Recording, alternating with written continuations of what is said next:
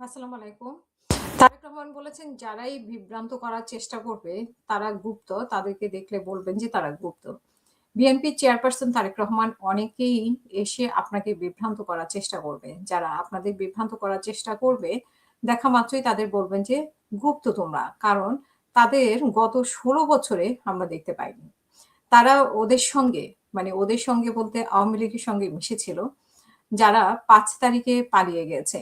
এবং আ আজকে উনি আরো যেটি বলেছেন যে, এই যে আপনারা লক্ষ, লক্ষ মানুষ আজ এখানে একত্রিত হয়েছেন, আজ আপনাদের সামনে দাঁড়িয়ে আমি হয়তো প্রতিপক্ষ সম্পর্কে অনেক কথা বলতে পারতাম। কিন্তু তাতে আপনাদের কোনো লাভ হতো না। তিনি আরো বলেন যে, বাংলাদেশের মানুষ এখন জানতে চায়, দেখতে চায় যে, যেকোনো রাজনৈতিক দল কি পরিকল্পনা গ্রহণ করবে দেশ ও জনগণের জন্য।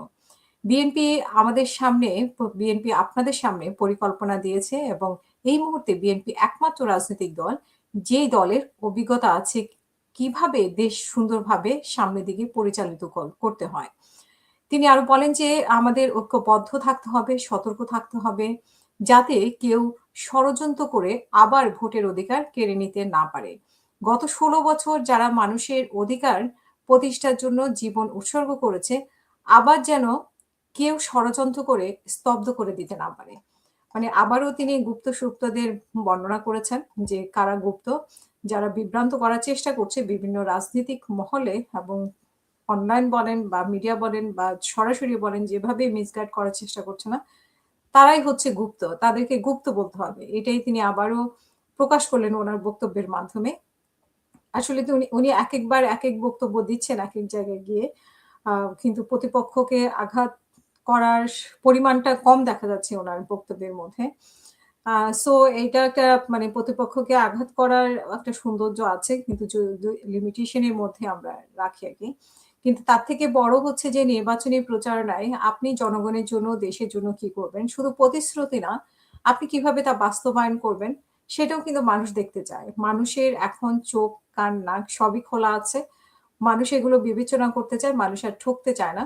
সো মানুষ দেখতে চায় যে, কোন দলের প্রতি মানুষ আস্থা রাখতে পারবে।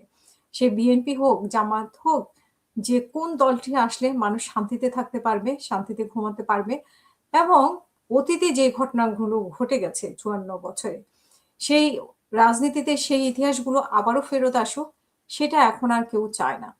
সো তারেক রহমানও সেটা বলার চেষ্টা করেছেন এবং জামাতেও সেটা বলার চেষ্টা করেন। অনেক ধরনের প্রতিশ্রুতি দিচ্ছেন। তো ১২ তারিখে আসলে দেখা যাবে যে ফলাফলটা কি হয়। তবে অনেকে বিভ্রান্ত করার চেষ্টা করছে। যা মানে অনেকেই অনলাইন বা প্রকাশ্যে অনেকভাবে বিভ্রান্ত করার চেষ্টা করছে। তাদের ব্যাপারে উনি যেটা বলেছেন। তো প্রিয় দর্শক, ভালো থাকবেন। আবারও কথা হবে।